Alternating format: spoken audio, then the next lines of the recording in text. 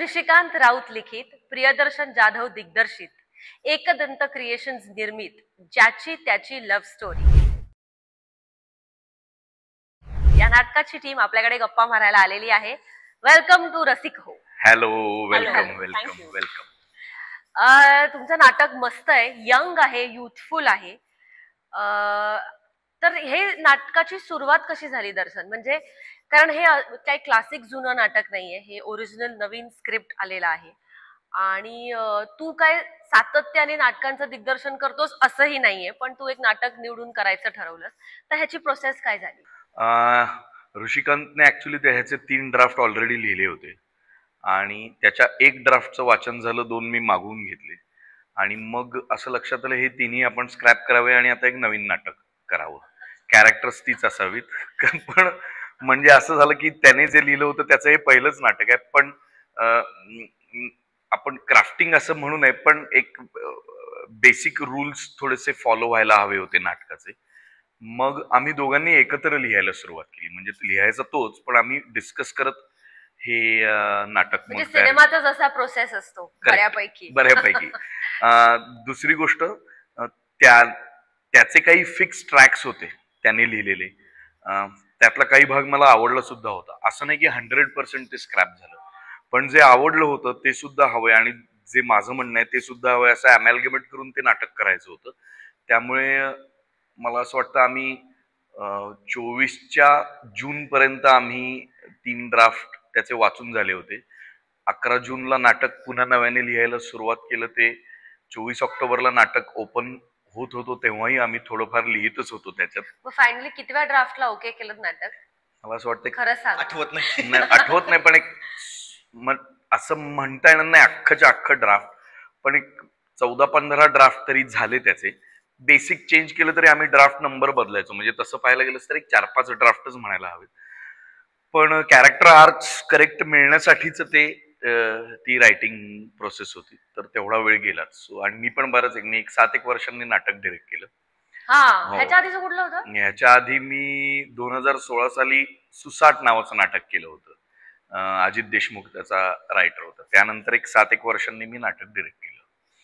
त्यामुळे मधल्या काळात नाटक डिरेक्ट केलं नव्हतं आणि आता लगेच करेन असं वाटतही नाही. याचे भरपूर प्रयोग होणार आहेत, लगेच करायची गरज नाही. पण ह्या नाटकाचा जर सेटअप आपण पाहिला तर काही क्लासिक्स असतात ना, जसं दिवाणखाना, इथून एक रस्ता वर जातोय, मागे दरवाजा आहे, एक मागे लांब आपल्याला गार्डन दिसतंय, तसा एक टाईपचा टिपिकल सेटअप असतो रेग्युलर नाटकाचा. आणि दुसरा मला हा वाटतो की रिसॉर्ट आणि मल्टिपल यंग कपल्स. तर ह्या नाटकाचा तो फॉर्मॅट आहे की एक रिसॉर्ट आहे आणि तिकडे आपल्याला कपल्स दिसतात, पण ते नेसेसरीली सगळे रिलेशनशिप मध्ये आहेत असं नाहीये, पण ते घडत जातं नाटक. तर ह्या नाटकाची जी थीम आहे ती, आणि हे सगळं रिसॉर्ट वरती सेटअप करावं असं का वाटलं? म्हणजे हे 6 मित्रही असू शकले असते, एखाद्या सलॉमध्ये 6 जण भेटू शकले असते, एखाद्या बिल्डिंग मधले असू शकले असते, कॉलेज मधले असू शकले असते, पण ते रिसॉर्ट आहे आणि ते रिसॉर्टची वेगळी गंमत मिळते. तर ते सांग, म्हणजे संविता आणि ऋषिकांतने आधीच रिसॉर्ट असं लिहिलं होतं.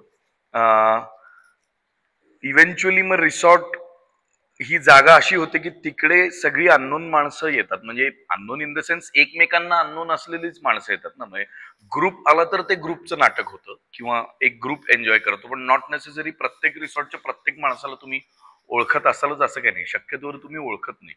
So the whole idea was की त्या रिसॉर्टमध्ये येणारी माणसं त्यांचं एक पॅरलल आयुष्य सुरू आहे आणि तिथे आल्यानंतर त्या एका रात्रीत किंवा 1-1.5 दिवसात तिकडे काय घडतं त्याची ही गोष्ट आहे. आणि पहिला टास्क हाच होता की अननोन माणसं मुळात एकमेकांशी इतकी बोलतील का, आपली एकमेकांची ओळखच नाही तर हे एकमेकांशी कसे कोलाईड होतील, तरीही पॅरलली त्यांच्या लव्ह स्टोरीज कशा पुढे जातील. सो नाटकाची गंमत ही आहे की नाटकाला असं बघशील तर कुणाच्या पॉइंट ऑफ व्ह्यूने नाटक बघायचं, कोण एक हिरो आहे का नाटकाचा किंवा एक हिरोईन आहे का नाटकाची, तर असं नाहीये. नाटक त्या 6 पात्रांचं आहे. त्या 6 पात्रांच्या 3 स्टोरीज, म्हणजे 3 कपल्सच्या 3 स्टोरीज पॅरलली जातात आणि इव्हेंच्युअली त्या एकमेकांना कोलाईड होतात. आणि ते कोलाईड होताना त्यातून साधारणतः आज काय घडतंय किंवा आपल्या आसपास साधारणतः काय घडतंय ते चांगलं वाईट ह्याच्यावर नाटक अजिबात कमेंट करत नाही. हे योग्य हे अयोग्य ह्याच्यावर नाटक कमेंट करत नाही. नाटक तुमच्या समोर काही प्रश्न मांडून ठेवतं, त्याचं उत्तर ऑडियन्सला मिळालं तर मिळालं, नाही मिळालं तरी हरकत नाही खरं तर. बट इव्हेंच्युअली मी तरी असं कुठल्या नाटकात पाहिलं नाहीये की रिसॉर्ट आणि एक शेतकरी कपल तिकडे येणं आणि खूप मेलोड्रॅमॅटिक शेतीच्या प्रॉब्लेम्स बद्दल बोलणं किंवा शेतकऱ्यांची कशी अवस्था झाली आहे किंवा काय सध्या परिस्थिती आहे हे अजिबात मेलोड्रॅमॅटिक न करता त्याच फॉर्मचा भाग होऊन सांगणं हे मला अधिक चॅलेंजिंग आणि इंटरेस्टिंग वाटलं. आणि थर्ड आणि सगळ्यात महत्वाचा जो भाग मला असं वाटतं की म्हणजे पूर्वी सुद्धा जगणं कॉम्प्लिकेटेडच होतं, रिलेशनशिप्स कॉम्प्लिकेटेडच होत्या, त्याबद्दल बोलायचं नाही कोणी फार. ह्या नाटकात बऱ्यापैकी थेट कॉन्व्हर्सेशन आहे की एखादं कपल फक्त फ्रेंड्स विथ बेनिफिट्स साठी, फक्त फिजिकल प्लेजर साठी सुद्धा रिसॉर्टवर येतं आणि कदाचित ते पुढे जाऊन एकत्र राहणार सुद्धा नाहीत.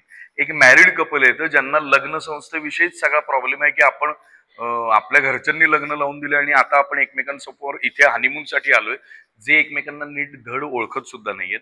आणि एक थर्ड कपल असं येतं की जे एकेकाळी थोडीफार ओळख होती एकमेकांची आणि एकमेकांबद्दल डिसरिस्पेक्ट नाही पण थोडे ग्रजेस होते की नेमका हा माणूस कसा आहे किंवा नेमकी कशी आहे.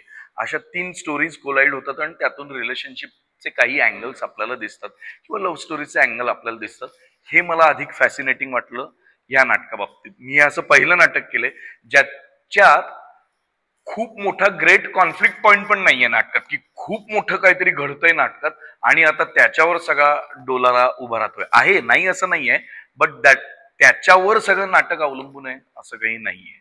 सो आपण प्रत्येकाच्या आयुष्यातला त्यांचा छोटा कॉन्फ्लिक्ट हा त्यांच्यासाठी मोठाच असतो, तसं ह्या कपल्सचं डेफिनेटली आहे. म्हणजे तू म्हणालीस तसंही ट्रेनमध्येही घडू शकतं, लॉंग ट्रॅव्हल ट्रेनमध्ये सुद्धा घडू शकतं. पण रिसॉर्टची गंमत अशी आहे की रिसॉर्ट असं म्हटल्यानंतर इव्हेंच्युअली लोक पीस, मजा करायला, एन्जॉय करायला तिकडे येतात आणि नॉट नेसेसरी प्रत्येक रिसॉर्टला तुम्हाला ते करायलाच मिळेल. कधी कधी रिअलायझेशन सुद्धा मिळेलच की कुणी सोलो ट्रिपला आलेलं असतं, कुणी फॅमिली सोबत आलेलं असतं, कुणी हनीमूनला आलेलं असतं, कुणी टाइम स्पेंड करायला आलेलं असतं, थोडाफार का होईल. सो त्याची ही गंमत आहे म्हणून ते रिसॉर्ट करावं असं वाटलं, त्यामुळे आम्ही फिक्स झालो त्याच्यावर एकदम. आणि तुमच्या तू आता म्हणालास तसं 6 पात्र आहे आणि 6ही पात्रांना इक्वल स्पेस दिलेली आहे नाटकात. म्हणजे असं नाहीये की हिरो हिरोईन आहे और बाकी के सपोर्टिंग आहे, असं नाहीये या नाटकाचा फॉर्मॅट. आणि त्याच्यातले हे 2 जण आहेत. तर तुमच्याकडे आपण येऊया. सुरुची, तू आणि सुयशनं तर आधी सिरियल मध्ये काम केलं, इट्स अ नोन पेअर. कुठलं नाटक? स्ट्रॉबेरी नावाचं नाटक. अरे हो, करेक्ट. आणि I better know this, my company name is strawberry. It was why your is I. बरोबर. तर पुन्हा एकदा तू नाटक करायला आलेली आहेस आणि तुझं हे कॅरेक्टर छान आहे. म्हणजे तू एक अशी अतिशय छान सेहेमी नाईस गर्ल आणि तुझं कॅरेक्टर पण तसंच मला वाटलं. तर तुझ्या कॅरेक्टर बद्दल, त्याच्या ग्राफ बद्दल आणि हा रोल करायचा का ठरवलंस हे सांग.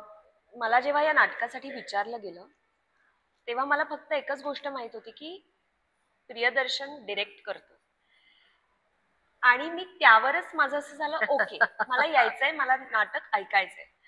आणि ज्या दिवशी मी आले त्यांनी मला अख्खं नाटक वाचून दाखवलं आणि मला ते खूप सिम्पल, स्ट्रेट, छान, रिलेटेबल, जे आपण आजूबाजूच्या आपल्या लोकांच्या बाबतीत ज्या काही गोष्टी बघतोय हल्ली किंवा समाजात, सोसायटीमध्ये आपल्याच ज्या आपण बघतो त्या सगळ्या इकडे आहेत कुठे ना कुठे, कुठल्या तरी पात्रात कुठले ना कुठले इश्यूज. जसं तू मगाशी म्हणालीस की आपल्यासाठी आपले इश्यूज हे मोठेच असतात आणि आय थिंक तेच USP आहे या नाटकाचं की काहीतरी मोठी घटना घडण्याची गरजच नाहीये, कारण प्रत्येकाच्या लाईफमध्ये काहीतरी इश्यूज चालू आहेत.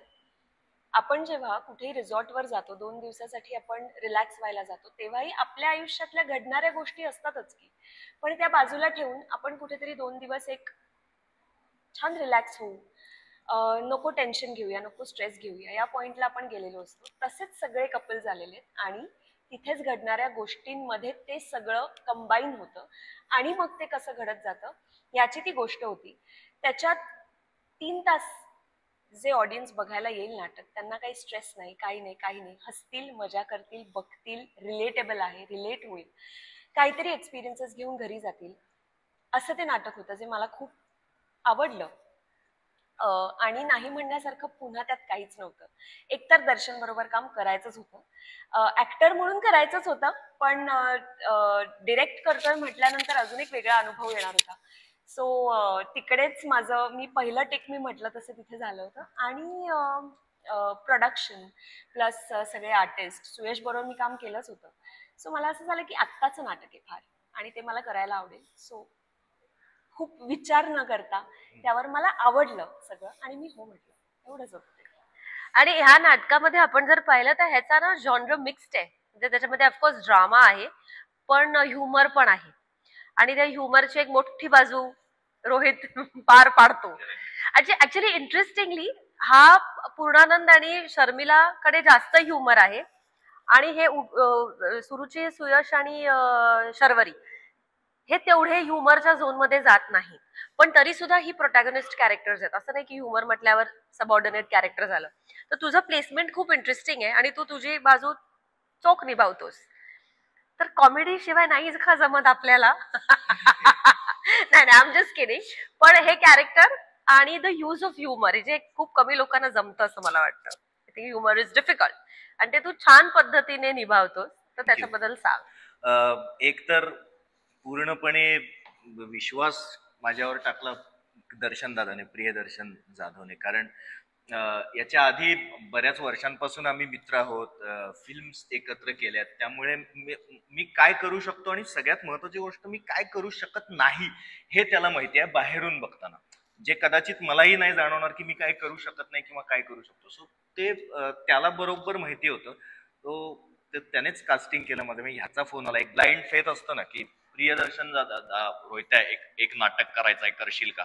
करतो, ओके. ह्या एका नोटवर हे जे आहे मिमिक्री करणं समोरच्या बोलणाऱ्या माणसाची, तर या एका नोटवर मी हो म्हणालो त्याला. आणि जेव्हा त्याने स्क्रिप्ट ऐकवली तेव्हा एक महत्वाची गोष्ट या स्क्रिप्टच्या बाबतीत मला अशी वाटली की कंटेम्पररी आहे, आत्ताची भाषा बोलणारी स्क्रिप्ट आहे किंवा आत्ताची भाषा बोलणारी पात्र आहेत, जे सध्या खूप कमी बघायला मिळतं आपल्याला रंगभूमीवर, की आत्ताचे विषय आहेत. मग सोशल मीडियाचा अतिवापर असेल किंवा सध्याचे रिलेशनशिप्सचे जे काही केऑस आपल्या आजूबाजूला आपण बघतो ते असतील, मग अनेक त्यामध्ये कंगोरे आहेत. फ्रेंड्स विथ बेनिफिट्स सारखं एक रिलेशनशिप मध्ये काही, आणि हल्ली वेगवेगळे टर्म झालेत ना रिलेशनशिपला, friends with benefits, situationship, exactly. So म्हणजे एक्सेट्रा. आत्ताची भाषा बोलणारं हे नाटक आहे. त्यातून दर्शन दादा बसवतोय आणि टीम पण उत्तम आहे. तर नाही म्हणायला म्हणजे काही स्कोपच नव्हता की ओके मी नाटक करतो, आणि मला तसंही नाटक बऱ्याच वर्षापासून करायचंच होतं. सो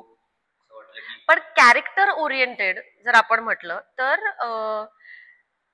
जेव्हा काहीतरी ओव्हर्टली कॅरेक्टरला दिलेलं असतं ना, तसं गिमिक कुठलं तरी, किंवा फॉर एक्झाम्पल काली राणीमध्ये माझं कॅरेक्टर एका ज्युनियर आर्टिस्टचं होतं, तर त्याला एक ऑडिशन दिलेलाच आहे की काहीतरी वाकडे तिकडे कपडेच घालूया किंवा लिपस्टिक लावूया किंवा किंवा आपण ती फुलराणी म्हटलं तर ती एक फुलं विकणारी मुलगी आहे, तिचा ग्राफ आहे. अशा प्रकारचं तुमच्या कॅरेक्टर्सना काही गिमिक्स नाहीयेत, त्यामुळे ते जास्ती डिफिकल्ट होतं परफॉर्म करायला. तर त्याची घडवणी कशी केली? कारण हे कॅरेक्टर काही तू नव्हे किंवा तू नव्हे. तर I want to know the process. नाही, मी सगळ्यात पहिल्यांदा मग सिच्युएशन्स बघितल्या त्यातल्या, की नाटकातल्या सिच्युएशन्स काय आहेत आणि कुठल्या कुठल्या सिच्युएशन मध्ये हे अमित नावाचं कॅरेक्टर काय करू शकतं. कारण अमित हे जे कॅरेक्टर मी प्ले करतोय ते वल्नरेबल कॅरेक्टर आहे, इमोशनल आहे, इमोशनली एका मुलीमध्ये गुंतलेलं कॅरेक्टर आहे. की म्हणजे एकीकडे त्याला माहिती आहे की आपण दोघं फ्रेंड्स अँड बेनिफिट्स या टर्म वरती एकत्र आलोय. म्हणजे तिने सांगितलं की आपण हे बघ हे आपलं आहे, आपण पुढे जाऊन भविष्यात काही करायचं नाही, तेव्हा त्याने हो म्हटलं होतं. सो एका बाबतीत तो क्लिअरही आहे, आणि दुसरीकडे जे इमोशनल गुंतणं आहे, सो ही एक तारेवरची कसरत, आणि एक वल्नरेबल असणं, आणि दुसरं एक मला असं वाटलं की तो मस्त माणूस आहे. तो आहे आत्ताचा एक क्षण मस्तपैकी जगून घेऊया. म्हणजे तो नाटकात तो एक वाक्यही म्हणतो की सक्सेस सब्जेक्टिव्ह आहे पण हॅपीनेस चॉईस आहे. हे खरं तर अमितचं कॅरेक्टर आहे. सो आता हा कॅरेक्टरचा एक सांगाडा झाला. मग आता नाटकामध्ये सिच्युएशन्स काय काय आहेत की जिथे या सगळ्या स्वभावाचा त्याला उपयोग होईल. तर असं सिच्युएशन्स मी काहीतरी शोधून काढल्या, दादा बरोबर डिस्कस केलं की इथे मग हे करू शकतो, इथे मग हे असं होऊ शकतं, ह्युमर इथे जास्त पिकला जाऊ शकतो, इथे जास्त एलॅबोरेट होऊ शकतो. सो असं सिच्युएशन्स शोधून काढले मी आणि त्यानुसार ते तिथे तिथे इम्प्लांट केलं. पण किती पंचेस असे आहेत जे ठरले होते ते घेतोस आणि किती ऍड ऑन झाले? ऍड ऑनचं मला माहिती नाही, मी प्रयोगाला हल्ली येत नाहीये. नाही, ऍड ऑन अगदीच थोडे झालेत. फार नाही झालेत. पण कधी कधी काय होतं, कुठल्या तरी प्रयोगात काहीतरी असं घडतं की तिथे मग काहीतरी बोलणं गरजेचं असतं. सो अनएक्सपेक्टेडली तिथे लाफ्टर येतो अचानक. मग असं वाटतं न सांगता पंच घेतो. नाही, मी माझ्या स्पेस मध्ये पंच घेतो. मला खूप स्ट्रेस होतो माहितीये ना, बोलायचं काही हक्कच नाही. माझं तेच म्हणणं आहे की आपण आपली स्पेस ठरवली पाहिजे तिथे. म्हणजे आता काही जर ऍडिशन घेतली की त्यावर समोरच्याचा काउंटर आहे, पुढचं वाक्य त्या वाक्यावर अवलंबून आहे, असं अशाकडे जास्त न जाता आपल्या स्पेस मध्ये जर तुम्ही खेळत राहिलात की बाकी कुणाच्याही वाक्यांना किंवा रिॲक्शन्सना धक्का लागू न देतात. तर एका प्रयोगात म्हणजे एक अशी सिच्युएशन आहे की मी टेबलवरती बसलोय तिथे काउंटरवरती आणि एक काहीतरी ती शर्मिला जे कॅरेक्टर प्ले करते ती मोठ्याने ओरडते आणि मी टेबलवरून कोलमडून पडतो. एक अशी सिच्युएशन आहे. तर आमच्या नाटकात सेटवरती रिसॉर्टच्या पुढे असं अज्युम केलं की स्विमिंग पूल पण आहे. हा बरोबर, तो पाण्याचा इफेक्ट येतो. पाणी पण आहे. तर एका कुठल्या तरी प्रयोगात ते मी कोलमडून पडलो आणि ते जे काय मस्टर आणि काय व्हॉट एव्हर नोटपॅड ठेवली होती ते खूप सरकत पुढे गेलं. बेभान स्कूल ऑफ ऍक्टिंग उचलून आणताना मी म्हटलं अरे बरं झालं अजून पुढे गेलं नाही पुलात गेला असतं, असं म्हणून मी ते स्वतः ह्या सिच्युएशन्स काही काही वेळेला presence of mind automatically create होतात. सो आणि तिथे तेव्हा बंपर लाफ्टर आला त्याला. सो कधी कधी सिच्युएशनल पण असतं आणि कधी कधी मला वाटतं ह्युमर येणाऱ्या ऍक्टरच्या हातामध्ये जादूची कांडी असते. It is very, you are very lucky if you can do it. कमी कर असं. हा नाही कमी कर म्हणजे कमी कर असं नाही, पण काय आहे की एकतर ह्या नाटकाबाबतीत एकतर सगळ्यात मोठा टास्क माझ्यासाठी हा होता की असं आहे का की एक आउट अँड आउट फार्सिकल नाटक आहे, आउट अँड आउट ड्रामा आहे, आउट अँड आउट सस्पेन्स आहे, थ्रिलर आहे, आउट अँड आउट लोकनाट्य आहे किंवा फॉर्म. तर प्रत्येकाची ऍक्टिंग स्टाईल वेगळी आहे. मी तुला माझा हा पुढचा प्रश्न होताच.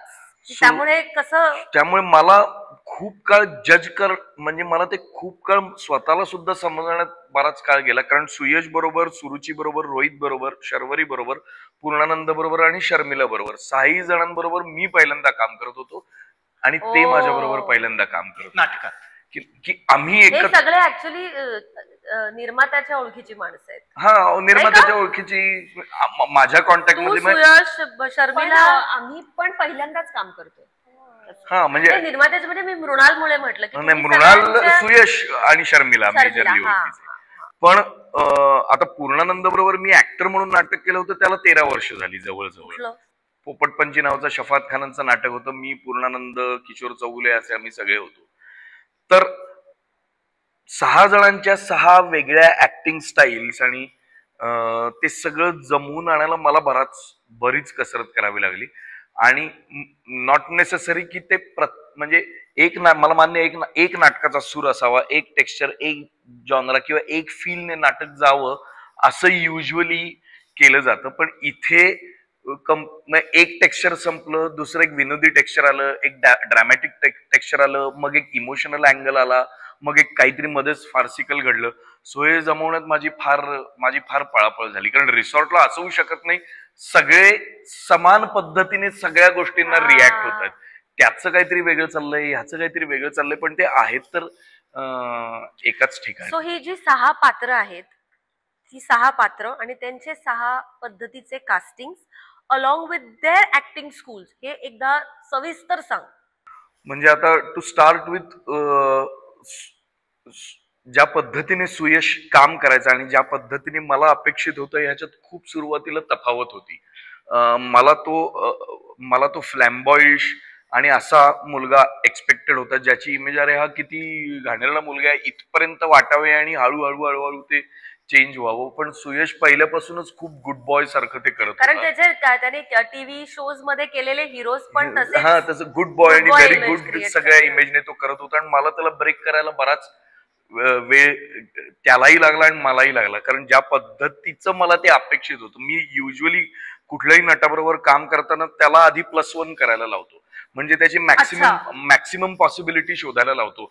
म्हणजे प्रचंड दुःख आहे तर त्याची एक्स्ट्रीम पॉसिबिलिटी, प्रचंड राग आहे, प्रचंड आनंद, कारण कुठलीही स्टेजवर इमोशन प्ले करायला, कुठली इमोशन एक्स्ट्रीमली पॉवरफुली प्ले करायला, त्याची एक्स्ट्रीम बाजू जेव्हा तुम्ही करताना मग तुम्हाला हळूहळू मागे येता येतं, तुम्हाला पुढे जाणं खूप अवघड होतं. मला भयंकर दुःख झालेलं आहे. हे मी तालमीत जोवर पूर्ण विगरने आणि पूर्ण फोर्सने आणि आहे त्याच्यापेक्षा जोपर्यंत जास्त करत नाही ना, तोवर मला डिग्री कळत नाही. म्हणजे ही माझी पण काम करण्याची पद्धत आहे की मला एक्स्ट्रीमली हिलॅरियस करायचं असेल तर ते मी तालमीत कधी कधी इतकं ओव्हर द टॉप करतो, ते मी इतकं अति करतो की समोरचं म्हणेल की अरे हे काय ही काय फालतूगिरी, हा असा का परफॉर्म करतोय. पण त्याच्यातून मला हे लक्षात येतं की नाही, इथे जायचं नाहीये, तर हे कदाचित आहे, हे पण नाहीये. असं ते मला सुयश बरोबर बरंच करावं लागलं. आणि सुयशचा ऍक्टिंग स्टाईल आय थिंक बऱ्यापैकी रिअलिस्टिक, खूप रिअलिस्टिक आहे. आणि हे नाटक घडतं रिअलिस्टिक सेटवर, पण नाटक रिअलिस्टिक नाहीये तसं बघायला गेलंच तर. It's not total realistic play. असं होऊ शकत नाही की रिसॉर्टला खूप सारी माणसं आलेली आहेत आणि ते सगळे एकमेकांशी सगळं आयुष्याबद्दलचं शेअर करतात, असं होत नाही कुठल्याच रिसॉर्टवर. पण सिच्युएशन कंपेल करते. हा विचार तेवढा असा आडवा येत नाही, तुझे म्हणतोय आडवा येत नाही तो, असं नाटक बघताना असं मला कधीच वाटलं. ऋषिकांचा हा पहिला प्रॉब्लेम होता की त्याने जिथे जिथे नाटक वाचलं होतं तिकडे सांगितलं की अननोन कॅरेक्टर्स कशी काय एकमेकांसोबत बोलू शकतात, तर ते बोलण्यासाठी काय काय करणं गरजेचं होतं ते मला करावं लागलं. सुरुचीचे कॅरेक्टर बाबतीत सुद्धा मला म्हणजे मी सुरुचीला अनेकदा असं कधी कधी व्हॅनिला म्हणून चिडवतो. सुरुची व्हॅनिला आहे, सुरुचीमध्ये तुम्ही दुसरं चॉकलेट टॉपिंग टाकलं तर सुरुचीची गडबड होऊ शकते, मला तालमीत लक्षात येऊ लागलं. ओके, व्हॅनिला 1+1 2, 2+1 3, 3+1 4 ही सुरुची आहे. म्हणजे माणूस म्हणून पण आता मी चुकलो असेल तर तू सांग, पण सावकाश तिला म्हणजे मला सांगावं लागलं चंदूला की अरे तू ज्या स्पीडने करतोस त्या स्पीडने ती पकडू शकत नाही, तर तिच्या बाजूने तू थोडासा विचार कर की काय पद्धतीने जायला पाहिजे. पण ती आणि शलाका म्हणजे जे कॅरेक्टर ती करते ह्या बऱ्यापैकी काही बाबतीत सिमिलर आहेत. मी तिला फारसं कधी भयंकर चिडलेलं पाहिलेलं नाहीये, किंवा पण मी तिला हे पाहिलंय, म्हणजे मी आज ती बाजूला बसले म्हणून तिचं कौतुक करत नाहीये. ज्या नोटला ती तालमी करत होती आणि ज्या नोटला आज ती परफॉर्म करते ह्याच्यात खूप जमीन आसमानाचा फरक झालेला आहे. आणि for me it is a proud moment की नॉट नेसेसरी प्रत्येक वेळेला भरपूर रंगमंचावर काम केलेली अभिनेत्रीच चांगलं काम करू शकते असं नाही. म्हणून नाटक करावं, तिने फार नाटक केलेलं नाही म्हणून नाटक करावं सगळ्या नटांनी. की काय होईल, सुरुवातीचे 10 प्रयोग तुम्हाला ते येणार नाही, बट इव्हेंच्युअली तुम्ही त्याची मजा जशी घेऊ लागला तशी ती अधिकाधिक ग्रो होईल. आणि ती या नाटकातली हे आहे वीरेंद्र सहवाग आहे. तिचा मूड असेल तर ती 300 मारेल, तिचा मूड नसेल तर ती 3 आउट होईल, तिचा मूड असेल तर ती म्हणेल आज एवढं, असं जरा होऊ शकतं तिच्या बाबतीत. मी पाहिलेल्या प्रयोगात काय होतं सो मी आणि ऋषिकांत आम्ही जेव्हा नाटक बघायला बसलो होतो तेव्हा आम्ही असं चमकून एकमेकांकडे बघायला, अरे चांगलं परफॉर्म करायला लागली. याचा अर्थ ती करत नव्हती असं नाही, पण आमच्या मनासारखं करत नव्हती, जे ती हळूहळू सो शी म्हणजे तिच्यात ती फायर आहे की मला ते चांगलं करायचंय, जे ह्या नाटकासाठी खूप उपयुक्त आहे. आणि ती आय थिंक त्या प्रयोगामध्ये आय कुड बी रॉंग, म्हणजे मी एकच प्रयोग बघून म्हणतेय, पण ती येते तिकडून ती थ्रू द सेकंड ऍक्ट उभरते, कॅरेक्टरचा ग्राफ, कॅरेक्टरची जर्नी क्लिअरली उभरते, विच इज आय थिंक प्रत्येक मला असं वाटतं नाटकातलं सगळ्यात लेट लिहिलेलं कॅरेक्टर हे सुरुचीचं आहे.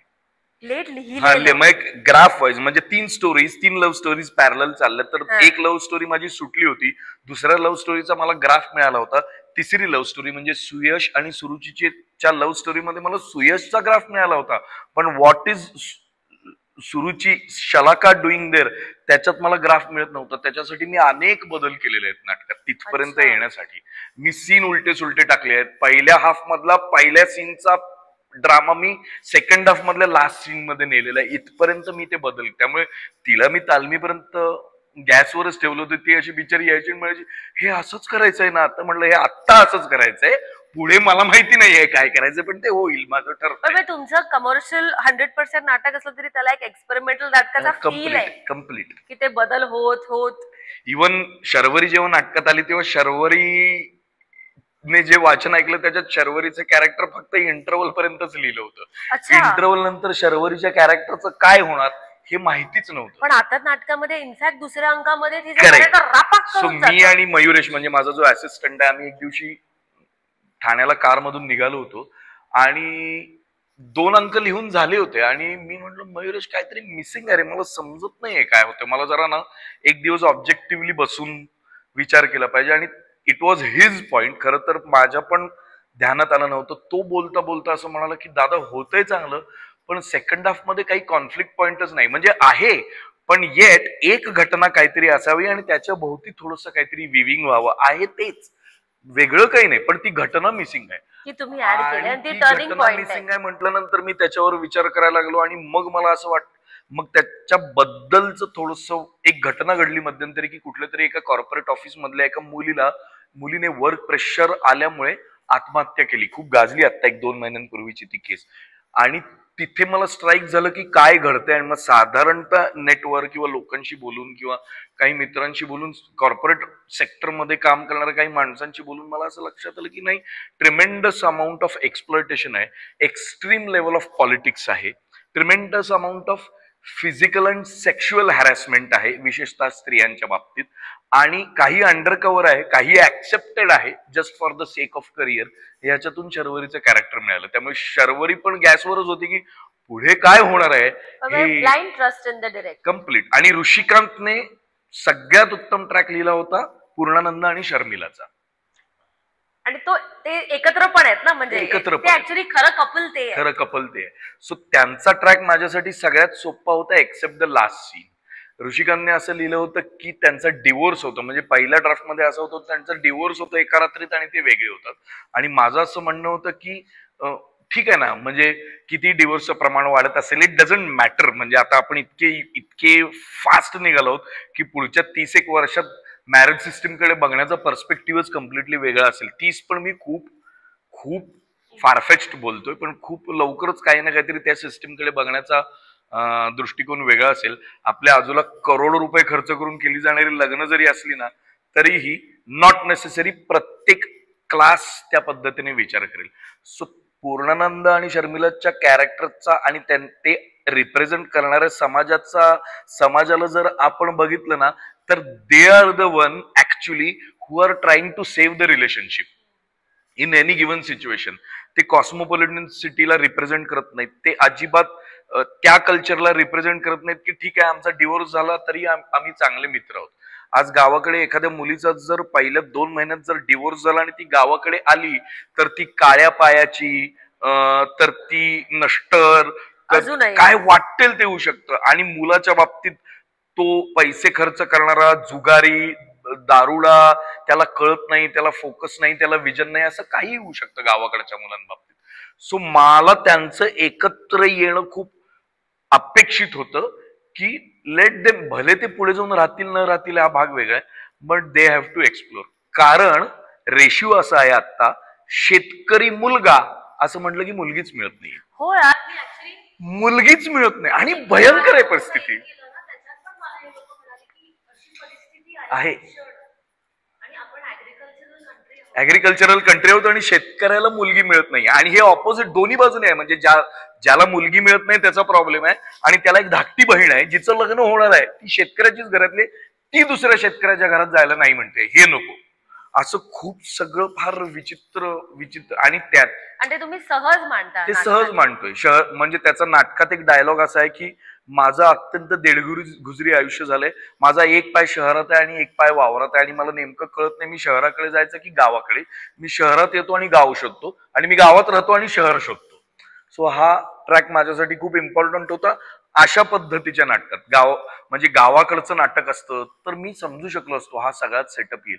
पण पोस्ट मॉडर्न एरामध्ये जिकडे लोक फ्रेंड्स विथ बेनिफिट्स आणि एकमेकांबरोबर वन नाईट स्टँड आणि सिच्युएशनशिप आणि अशा सगळ्या कल्चरमध्ये आहेत, आम्ही अजिबात स्टेटमेंट करत नाही की ते चांगलं वाईट, म्हणून ते ज्याचं त्याचं आहे, म्हणून ती ज्याची त्याची लव्ह स्टोरी आहे की हे चांगलं की हे वाईट असं नाहीये. हे आता तुमच्या समोर हे आता असं घडतंय.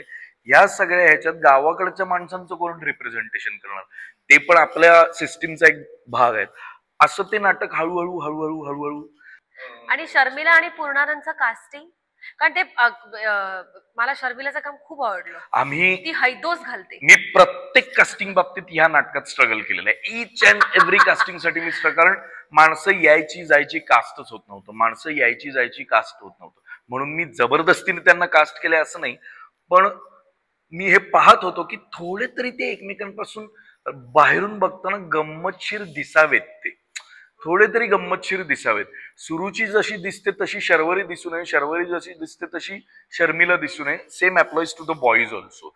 सो पूर्णानंदचं नाव चंदूने जेव्हा सजेस्ट केलं तेव्हा ते नाव माझ्या डोक्यात आलं नव्हतं आणि मी म्हणलं अरे पूर्णा, मी काम केलंय ऍक्टर म्हणून. सो त्याच्याकडे तो, आणि मुळात ते सगळं खरं आहे ना ते आत, आणि भाषा तो तिथला आहे, जिथून आलाय, ज्या परिस्थितीतून तो आलाय आणि जे काही ते जग तो पाहून आलाय ते तो 100% तिकडे, म्हणजे ऍक्टरच्या एक्सपिरियन्सचा फायदा होणं. आणि Sharmila is an totally author back role by Rishikant, कारण तो त्याचा फोर्टी आहे. ऋषिकांत अनेक वर्ष हास्य जत्रेची स्किट्स लिहित आलेले आहे आणि तो पॉवरफुल स्किट्स लिहितो. तिथे असं काहीतरी करून ते सगळं ऋषिकांतचं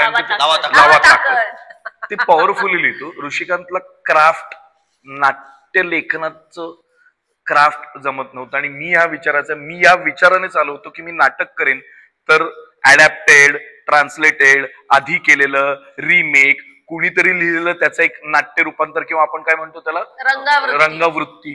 मी हे करणार नाही. मी केलं तर ओरिजिनल नाटकच करणार, पडलं तरी चालेल, चाललं तर ठीकच आहे, पण मी यापुढे ओरिजिनल नाटकच करणार आणि मी नवीन लेखकांबरोबरच काम करणार, हे डिसाईड करून घेतलेलं नाटक आहे. मी एक नाटक लिहिलं करेन ना. सो नाही, पण हे खूप महत्वाचं पण आहे आणि तसा निर्माता मिळणं पण महत्वाचं आहे.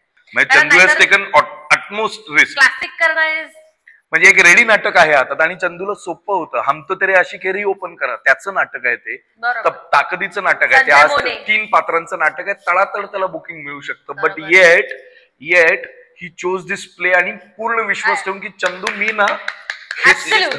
हे सगळं बदलणार आहे. तू आता माझ्याकडे जे नाटक वाचलंस हे सगळं वेगळं होणार आहे. तू म्हणाला की माझा तुझ्यावर पूर्ण विश्वास आहे, तू ते कर.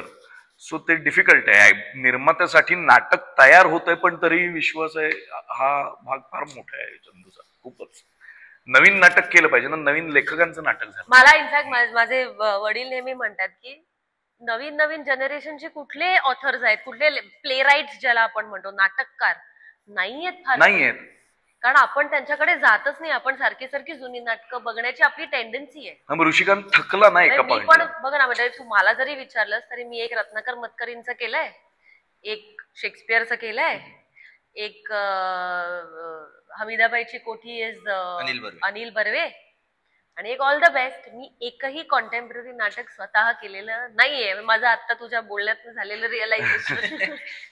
आणि कंटेम्पररी म्हणजे फक्त रिलेशनशिप बाबतीत पाहिजे असं काही नाहीये. पण तुम्ही रायटर कडनं जोवर लिहून घेणार नाही, तुम्ही जोवर त्याला दिशा देणार नाही की अशा पद्धतीने नाटक लिहिलं जातं, तो सो ऋषिकांसाठी हे वर्कशॉपच होतं एका अर्थी. पण मलाही हे बरं वाटतंय की एका नवीन नाटकाचं, एक नवीन नाटक रंगमंचावर आलं जे त्या लेखकाचं पहिलं नाटक आहे. सो कदाचित या एक्सपिरियन्स मधून पुढे जाऊन ते मी डिरेक्टच केलं पाहिजे असलं काही नाही, पण तो एक नवीन नाटक लिहू शकेल इथपर्यंत तरी त्याला आणणं गरजेचं आहे असं मला वाटलं. आणि तू स्वतः फर्स्ट क्लास लेखक आहेस, त्यामुळे खर तर हा म्हणजे नाही म्हणू नको, मी घाबरून जाईल. तसं नाही, पण मी ही स्वतः ओरिजिनली एकही नाटक ओरिजिनल लिहिलेलं नाहीये. मी ही लिहिलेलं आहे तर कुठल्या तरी कथेवर, कुठल्या तरी आयडियावर, कुठल्या तरी एकांकिकेवर, कुठेतरी आधी लिहिलेल्या एकांकिकेवर असंच अडॅप्ट केलेलं नाटक लिहिलंय. सुसाट इटालियन कथा होती, त्याचं अजित देशमुखांनी नाटक लिहिलं, पण ते फॅब्युलस लिहिलं. गांधी आडवं आहे तो शफात खानांचं नाटक, but it was the shadow of अश्रूंची झाली फुली in a modern setup. Okay.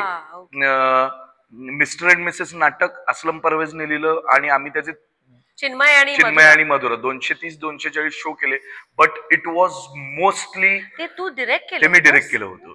ते मोस्टली नाटक under the influence of the Truman show हा सिनेमा आम्ही पाहिला आणि आम्हाला असं वाटलं की तिथे तर अख्खी एक सिटी उभी राहते, पण एखाद्या माणसाच्या आणि जिम कॅरी. आणि आज हे 2013 साली नाटक केलं जिकडे एका बाईला 24 तास शूट केलं जाते, बाथरूम मध्येही, घरातही, आणि तिला माहिती नाही. जे आज खरं आहे की लोक वॉच ठेवतात आपापल्या फॅमिलीजवर सीसीटीव्ही लावून की माझी घरची माणसं काय करतायत, एस्पेशली बाई. कार्डाशियन्स तेच आहे की तेच आहे. सो त्यावेळेला ते नाटक लिहिलं गेलं, पण अगेन इम्प्रेस्ड विथ. कोणी लिहिलं होतं? ते असलम परवेज नावाचे लेखक होते. Impressed by someone. Jagomohan Pyare ही एकांकिका होती आधी, त्याचं नाटक झालं. चेहरा फेरी हे ओरिजिनल दारियोफोचं इटालियन नाटक होतं जे मी लिहिलं. सो माझ्यासाठी कम्प्लिटली ओरिजिनल प्ले लिहिणं सुद्धा एक, आणि नवीन रायटर बरोबर ही माझी पहिलीच प्रोसेस होती, त्यामुळे डिफिकल्ट होतं तसं. ऑफकोर्स डिफिकल्ट आहे म्हणजे आता, आणि as you say it kind of sync. आणि म्हणून चंदूचं कौतुक, चंदू सिंग की ओके फार तर फेल होईल, त्याच्या पलीकडे नाही होणार काय, असं कोणी म्हणत नाही, पण मला करायचंय. निर्माता म्हणतच नाही. आणि तुझ्या पॉडकास्ट आमची अडचण आता अशी आहे की सगळे 40-45 प्लस येतात. आमची इच्छा आहे यंगस्टर्सनी यावं नाटकाला, आमची इच्छा आहे त्यांचं नाटक आहे त्यांनी पाहावं, ते जसे येतील तसं मला माहिती आहे काय. मला इनफॅक्ट आशा आहे की युट्यूबच्या अशा प्रकारच्या ह्याच्यातनं you reach out to the younger lot also. Correct. कारण नाहीतर टिपिकली मराठी नाटकाचा ऑडियन्स आता 50-60 प्लस झालाय. मी ऍक्च्युली निर्मिती ताईला पण म्हटलं होतं, तिने जेव्हा हे आता केलं आजीबाई जोरात, की सर तुझ्यामुळे यंग ऑडियन्स निर्माण होतोय आणि एका सिनियर ऍक्टरला हे वाटणं हे किती गरजेचं आहे. म्हणजे एक नाट्य चळवळ म्हणून आपण काहीतरी नवीन शोधणं, काहीतरी नवीन करणं आणि ऑडियन्स निर्माण करणं ही आपली जबाबदारी आहे. नुसतंच आपण एखादा प्रयोग करूया, पैसे कमवूयाच्या पलीकडे जाऊन. सुरुची, तू मेनली मालिकांमधनं काम केलंयस, पण नाटक करायची प्रोसेस तुझी कशी वेगळी झाली? कारण नाटक करायची प्रोसेस वेगळीच आहे, ज्याच्यामध्ये बॉडी लँग्वेज येतं. तुम्ही लेपल वापरता? हो, वापरतात ना सगळे. पण तरी सुद्धा व्हॉल्यूम, किती लोक ऑडियन्स मध्ये आहेत, रिस्पॉन्स, अशा खूप गोष्टींमुळे परफॉर्मन्स बदलतो. तर त्याचं रिअलायझेशन किंवा काय वेगळं घडलं ते करताना? माझ्यासाठी तर खूप वेगळी होती, कारण मी जेव्हा याला भेटले मी याला तेच सांगितलं की मी आयुष्यात हे माझं 3रं नाटक आहे. कारण मी कॉलेजमध्ये असताना मी स्कूलमध्ये खूप ऍक्टिव्ह होते सगळ्या बाबतीत, एक्स्ट्रा करिक्युलर ऍक्टिव्हिटीजच्या बाबतीत, पण मी कॉलेजमध्ये अजिबात नव्हते. म्हणजे एकांकिका करणं किंवा त्या प्रोसेसमधून जाणं, कारण तुम्ही जेव्हा त्या प्रोसेसमधून जाता तुम्हाला ती प्रोसेस माहिती असते. सो तसं काहीच माझ्या बाबतीत घडलं नव्हतं. माझ्या आयुष्यातलं पहिलं काम हे कमर्शियल नाटक होतं, संगीत अवघा रंग एकची झालं. अच्छा. सो त्यामुळे तिकडे आणि त्यावेळेला त्या तालमीत 1.5 महिन्याची ती तालीम होती माझी प्रॉपर. सो मला तालीम लागते हे मला माहिती आहे. माझा आवाज नाटकासाठी नाहीये हेही मला माहिती आहे. तर मला माझे मायनस पॉइंट सगळे माहित होते. पण मी हे सगळं क्रेडिट या नाटकाचं डेफिनेटली ह्याला देईन, कारण ह्याच्यामुळे आजचा परफॉर्मन्स जो माझा दिसतोय तो त्याच्याचमुळे आहे. त्यांनी मला तेच सांगितलं की तू माझ्यावर विश्वास ठेव, आपण करू. मी त्याला म्हटलं, एक मला जर आत्ता मी जॉईन झाले आणि जर मला कळतंय 22 आणि 24 तारखेला आपलं जर नाटक ओपन होतंय, मी नाही करू शकणार. मी नाही करू. केलंस की तू? हो, मग तेच त्याचं क्रेडिट आणि सिरियसली फक्त त्याला आहे. कारण तू जे नाटकाचा ग्राफ विचारलास, माझ्या कॅरेक्टरचा ग्राफ विचारलास किंवा माझा परफॉर्मन्स विचारलास, हे सगळं त्यांनी करून घेतलेलं आहे. सो त्यामुळे त्याचंच डोकं खायचे मी. आणि त्यांनी मला शेवटी सांगितलं होतं, ऐक आता बास, नको विचारूस, मी करणार आहे, तुला माहिती आहे ते. आणि तो जसं म्हणाला त्याच्यासाठी 6 पात्र होती ना तेव्हा, आणि स्कूलिंग सगळ्यांचं वेगवेगळं असल्यामुळे त्याला सगळ्यांवर ते एफर्ट्स घ्यावे लागत होते. आणि त्यात माझे एक्स्ट्रा, कारण मी म्हटलं की मी नाटक नाही केलंय. एक पॉइंट असा आला की मला जसा डायलॉग म्हणणं अपेक्षित आहे तसं मी तिला रेकॉर्ड करून दिलं.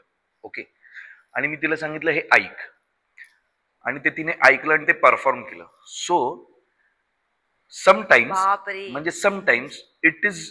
It is absolutely okay to follow something. आपण काय म्हणतो, नाही तुझं तुला कळलं पाहिजे, तुझं तुला रिअलाइज झालं पाहिजे. दिग्दर्शकाला ब्लाइंडली फॉलो करावं असं माझं ठाम मत आहे. आणि मला माहिती आहे माझ्या बाबतीत माझे मायनस पॉइंट्स पण मला माहिती आहेत खूप स्ट्रॉंगली, आणि ते त्याला जाणवलेच असतील पहिल्यांदा.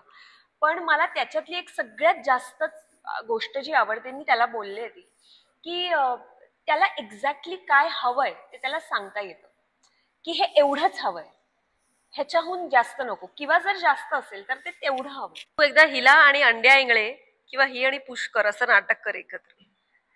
हिला सगळं सांग, ते त्यांचं करतील. एकतर मी तरी सोडून जाईन किंवा ही तरी सोडून जाईल, ते टिकतील, ते त्यांचं कॅलिबर आहे. बरं, एक लास्ट प्रश्न. मला तुमचं नाटक बघताना जाणवलेला की सगळे छान दिसतात, तर आपण तुमचे जे कॉस्ट्युम्स आहेत त्याच्यावरती एकदा ओव्हरव्ह्यू सांग. म्हणजे तुमचा सेट छान दिसतो, वेगळा दिसतो, कॉस्ट्युम्स छान दिसतात. सेटचं तर संदेशने, म्हणजे मला संदेशने बोलायला स्कोपच दिला नाही इतका संदेशने फॅब्युलस सेट केला. पहिली गोष्ट स्पेस, त्याने स्टेजवरची स्पेस खूप इंटरेस्टिंग दिली आहे. सीन्स होते, परत तेच आहे, ऋषिकांतने बेडरूम मधले सीन्स लिहिले होते. तुमच्याकडे असं होतच नाही की दुसऱ्या अंकामध्ये बेडरूम दिसते. किती रिसॉर्टच्या लोकेशनला होऊ शकतंय. त्यामुळे ते सगळं बदलत एक तर सेटचं क्रेडिट, आणि दुसरी गोष्ट टेक्निकल बाजू. दोन लोकांची नावं घेणं खूप गरजेचं आहे. मृणालने जे कॉस्ट्युम केलं आणि दुसरी गोष्ट अजितने जे म्युझिक केलं. मी अजितचं आणि जितूने गाणं लिहिलंय का? जितूने नाही गाणं लिहिलंय, समृद्धी पांडे नावाच्या मुलीने गाणं लिहिलंय. जितूने अनाउन्समेंट केली आहे. जितूने गाणं तुमच्या नाटकात, आमच्या नाटकात 222 गाणं लिहिलंय. सो कुठेतरी जितू असोसिएटेड आहेत सगळ्यात. पण coming back to the costumes, खूप मी इतका पळत होतो, सगळ्यांना माहितीये, म्हणजे मी इतका फोर्सफुली नाटकात घुसलो होतो आणि कुणाकडेही वेळ नव्हता कुठल्या दुसऱ्या गोष्टीकडे बघायला दॅन द परफॉर्मन्स, की सुविहित नाटक पार पाडणं. मी एका रुपयात मी घुसलेलो नाही कॉस्ट्युम मध्ये. जे काय ते मृणालने डिझाईन केले आणि मी ते पूर्णपणे तिकडे सोपवलेलं आहे. शक्यतोवर टेक्निकल लोकांवर मी तो विश्वास ठेवतो. शीतल तळपदेला मी लाईट शिकवायला जाऊ नये, नाहीतर मग मी दिग्दर्शन सोडावं, कारण माझा जन्म झाला नव्हता तेव्हापासून तो लाईट्स मधला मास्टर आहे. अजित पण मला खूप सिनियर आहे. अजित बरोबर मी केलेलं परत हे पहिलं नाटक आहे. माझ्या कुठल्याही नाटकाचा म्युझिक डिरेक्टर अजित नव्हता. इव्हेंच्युअली अजितला सुद्धा, Ajit was all over the place आणि मला त्याला हळूहळू आणावं लागलं. बट इव्हेंच्युअली हे बघ, नाटकाला रिस्पॉन्स पण फार इंटरेस्टिंग येतोय. नाटकाला रिस्पॉन्स म्हणशील तर भयंकर खदा हसतात का लोक, तर तसंही नाही. मॉडरेट आहे, छान आहे, लोकांना ते खुसखुशीत मजेशीर वाटतं. पण नाटक संपल्यावर जे लोक भेटायला येतात किंवा ज्या पद्धतीच्या कमेंट्स येतात, त्याच्यात असं त्यांना एक छान फिलिंग येतं की हे होऊ शकतं आणि हे घडतंय आपल्या आजूबाजूला. मला वाटतं ते जर फोरफ्रंटला आलं तर अजून जोरात चालेल नाटक. प्रत्येक जण स्वतःच काहीतरी रिलेटेबिलिटी तुमच्या नाटकात शोधतो आणि हे रेझोनेट होणं आय थिंक आजच्या काळामधलं प्लस पॉइंट आहे. म्हणजे टेलिव्हिजन मध्ये पण आपण असं म्हणतो ना की आपलीशी वाटणं गरजेची आहे.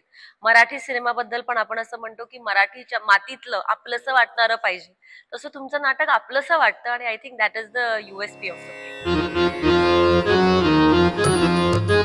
3 क्लासिक दिवाणखान्यात घडणारी नाटकं. आधी वाजवलंय, उत्तराच्याकडे नाहीये. नाही. 4 चौघी, ओके. त्यानंतर सही रे सही, okay. Kaali Rani, okay. Couple stories वर बेस्ड नाटक 3. जरतरची गोष्ट, परफेक्ट. डोंट वरी भी हॅपी, ओके. आणि नवागडी नवराज्य. तिन्ही उमेश प्रियाचीच आहे. हो रे, त्याची परफेक्ट. दर्शनने केलेली 3 नाटकं तू स्वतः नाही सांगायचं. मला दिलं, मी वाजवलं. मला आठवेपर्यंत मी विचार करून. बरं ठीक आहे, तू सांग, तिला सांगू दे. तुला किती नाटक माहिती आहे? 3 मिनिटापूर्वी तरी नावं सांगितली आहेत सगळी. त्यांनी आता नावं सांगितली आहेत सगळी. नाही, मी वेगळी सांगू शकतो. चल सांग. नाही तू सांग. सुसाट, ज्याची त्याची लव्ह स्टोरी काउंटेड असेल तर, आणि मिस्टर अँड मिसेस. तू कुठली वेगळी? तेवढीच तर आहेत माझी नाटक. मुलगा करतो का? माझं नाटक नाही ना, पण याने काम केलं ना.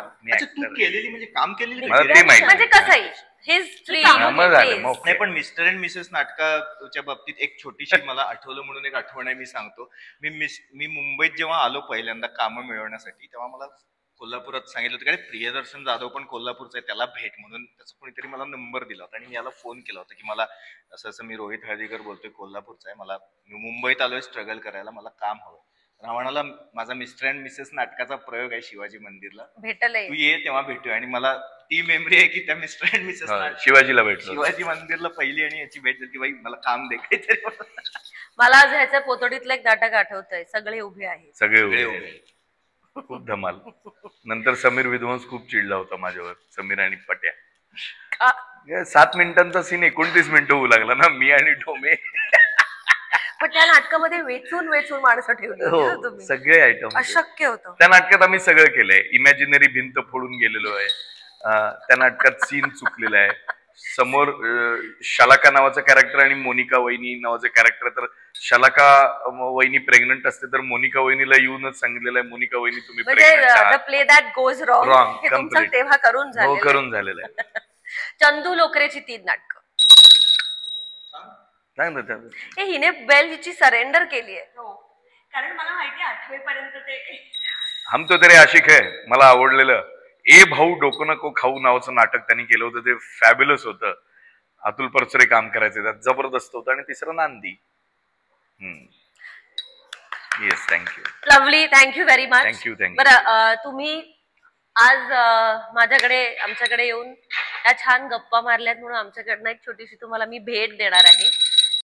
सो आपला हा जो कार्यक्रम आहे रसिक हो, त्याला आपले स्पॉन्सर्स आहेत पितांबरी, आणि ऑफकोर्स पितांबरी साबण तर आपल्याला माहिती आहे, पण हे अजून त्यांचे वेगवेगळे प्रोडक्ट्स मार्केटमध्ये आहेत छान छान. ते गिफ्ट हॅम्पर तुमच्या तिघांसाठी आले. Thank you so much. That's for you. Thank you. Rajapur इथे तळवडे गावात निसर्गरम्य परिसरात पितांबरी इस्टेट आहे. इथे राहण्यासाठी चिऱ्याने बांधलेली आधुनिक कॉटेजेस आहेत. स्विमिंग पूल, ध्यान मंदिर, प्ले गार्डन, वायफाय सारख्या सेवाही आहेत, ज्यामुळे तुमचा हॉलिडे आरामदायी होईल. फिरण्यासाठी exotic food and vegetable garden, मसाल्यांच्या झाडांची लागवड असलेलं स्पाइस गार्डन, 32 प्रकारच्या बांबूंनी लागवड केलेलं बांबू पार्कही आहे. या बांबूंपासून पितांबरी देवभक्ती अगरबत्तीसाठी लागणाऱ्या काड्यांची निर्मिती केली जाते. तळवडे गावातच पितांबरीची फूड फॅक्टरी, तसंच इथे तुम्हाला रुचियाना गुळ पावडरची फॅक्टरी सुद्धा पाहता येते. तळवडे गावातच पितांबरी गोशाळाही आहे. इथे पंचगव्यांपासून पितांबरी गोमय सेंद्रिय खत, गोमूत्र प्लस कॅप्स्यूल, गोपीयुष टॅबलेट्स आणि पितांबरी रुचियाना खरवस सारखी विविधपूर्ण प्रोडक्ट्स बनवली जातात. कोकणातल्या तुमच्या परफेक्ट हॉलिडेसाठी पितांबरी ॲग्रो टुरिझम तळवडेला एकदा नक्की भेट द्या. अधिक माहितीसाठी डिस्क्रिप्शन मध्ये दिलेल्या नंबरवर कॉन्टॅक्ट करा. त्याच्याच बरोबर पितांबरीचं ॲग्रो टुरिझम पण आहे. So it's a great get away in the forest and nature and things like that. त्यामुळे निसर्गाच्या सानिध्यात त्याची ही वाउचर कमाल.